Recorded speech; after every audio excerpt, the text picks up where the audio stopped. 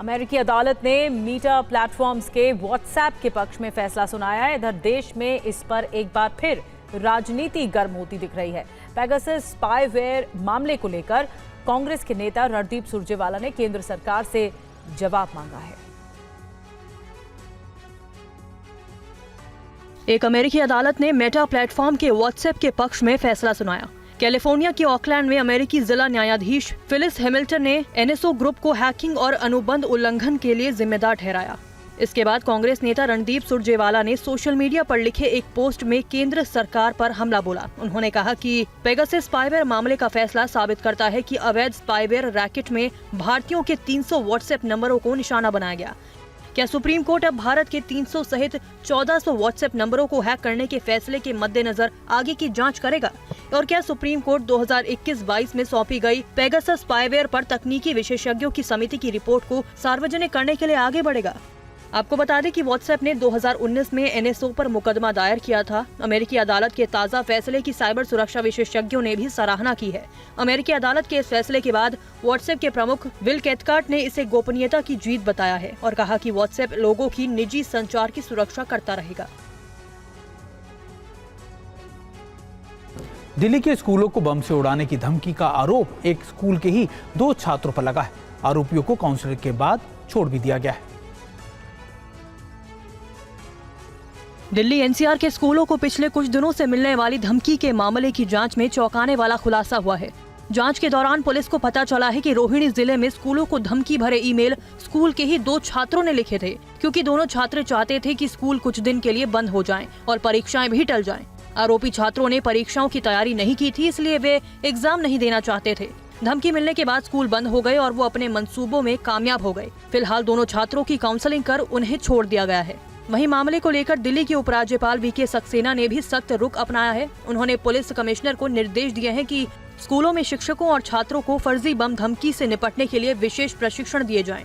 उन्होंने जोर दिया कि इस तरह की घटनाओं से घबराने की बजाय सटीक और शांतिपूर्ण तरीके से निपटने की जरूरत है। एलजी ने कमिश्नर को 15 दिनों में इस दिशा में उठाए गए कदमों पर एक रिपोर्ट प्रस्तुत करने का भी निर्देश दिया। उन्होंने कहा कि साइबर अपराध, बुलिंग और फर्जी धमकी जैसे मुद्दों से निपटने के लिए जागरूकता और तैयारी अत्यंत आवश्यक है।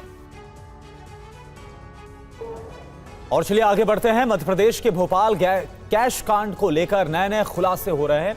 आयकर विभाग ने आरटीओ के एक मामूली कांस्टेबल के घर से करोड़ों रुपए बरामद किए। देखिए आप ताजा खुलासा क्या हो रहा है। भोपाल के मेंडोरी के जंगल से बरामद 52 किलो सोना और 11 करोड़ कैश कांड के तार खुलते जा रहे हैं। आयकर विभाग के जांच के दायरे में कांस्टेबल सौरभ शर्मा भी हैं, जिसके घर से 2.5 करोड़ रुपए कैश और 234 किलो चांदी बरामद हुई है। ये कांस्टेबल सौरभ का घर है, जिसकी महीने की सैलरी सिर्फ 40,000 है। सौरभ फिलहाल अपनी पत्नी के साथ फरार है। मेंडोरी के जंगल से जिस इनोवा कार में सोना और पैसा बरामद किया गया है, वो चेतन के नाम से रजिस्टर्ड है। चेतन के घर से लोकायुक्त की टीम को सोने चांदी के साथ करीब 4 करोड़ की संपत्ति मिली है। खास बात यह है कि चेतन के घर जैसे काले बैग मिले हैं, वैसे ही बैग कार से भी मिले थे। इस खुलासे के बाद से चेतन भी फरार है। आरटीओ में भ्रष्टाचार का खुलासा होने के बाद कांग्रेस ने पूरे मामले की जांच सीबीआई से कराने की मांग की है। कांग्रेस ने दावा किया है कि आरटीओ के कांस्टेबल सौरभ को पता है कि ये पैसे किसके हैं। ऐसे में सौरभ की जान को भी खतरा हो सकता है। कांग्रेस ने आरोप लगाया है कि जब एक मामूली कांस्टेबल के पास से इतने पैसे बरामद हुए हैं, तो फिर परिवहन विभाग के बड़े अधिकारियों की क्या स्थिति होगी। एमपी के मुरैना में दबंगों ने बिजली कर्मचारियों को बुरी तरह से पीटा। कर्मचारियों की शिकायत है कि मारपीट को लेकर उनकी कोई सुनवाई नहीं हो रही। सुनो तो भाई साहब, मारपीट का यह वीडियो एमपी के मुरैना का है। वीडियो में देख सकते हैं कि जमीन पर कुछ लोग गिरे पड़े हैं और उन पर लात घूंसों की बरसात हो रही है। बुरी तरह मारा जा रहा है। कुछ लोगों के हाथ में देखिए धारदार हथियार भी हैं। अब आपको दिखाते हैं मारपीट का एक और तस्वीर। देखिए कैसे ये शख्स एक शख्स से भिड़ता है और फिर उससे थप्पड़ जड़ देता है। मारपीट की घटना माहुरी गांव की है और पिट रहे ये लोग बिजली कर्मचारी। बताया जाता है कि गांव के मानसिंह गुज्जर और रामवीर गुज्जर से कर्मचारी बकाया 3 लाख का बिजली बिल की वसूली करने के लिए आए थे। उनकी गाड़ी भी देख सकते हैं। इस बीच कहासुनी के बाद बिजली कर्मचारियों के साथ खेत में ही दोनों ने मारपीट शुरू कर दी। बताया जाता है कि बिजली कर्मचारियों की मारपीट की घटना के बाद सुनवाई नहीं हो रही है। वो कभी मुरैना के सोहनिया थाना तो कभी भीड़ के एंडोरी थाने का चक्कर लगा रहे हैं, लेकिन उनकी कोई सुनवाई नहीं हो रही। इस बीच मारपीट का ये वीडियो सोशल मीडिया पर वायरल है। और अब खबर यूपी के बहराइच से। पिकनिक पर गए 130 बच्चे कल यूपी के बहराइच के घने जंगलों में फंस गए। वन विभाग की टीम ने उन्हें सुरक्षित बाहर निकाला।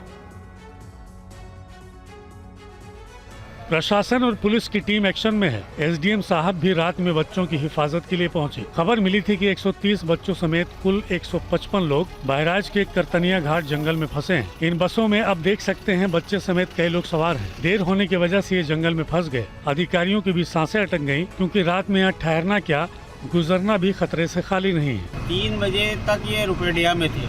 रुपेडिया से ये बच्चों को करतनिया ले आए घुमाने, और इनको इतनी जानकारी नहीं है कि 5:30 बजे अंधेरा हो जाता है। बिल्कुल गैर जिम्मेदारी वाला इन्होंने, जो स्कूल के प्रबंधक है, काम किया और बच्चों को यहाँ लाके छोड़ दिया। बताया जाता है कि बसों में 1 से 8वीं तक के 130 बच्चों को लेकर स्टाफ बहराइच के घने करतनिया घाट के जंगलों से आगे नेपाल के लिए निकले थे, लेकिन शाम होने की वजह से नेपाल में स्कूली बसों को एंट्री नहीं दी गई, जिसकी वजह से वापस लौटे। अंधेरा होने की वजह से जंगल के इलाके बिछिया स्टेशन पर ही उन्हें रोक दिया गया, जहाँ खाने पीने की भी कोई व्यवस्था नहीं थी। प्रशासन ने बच्चों के लिए भोजन का इंतजाम किया और फिर उन्हें आगे रवाना किया।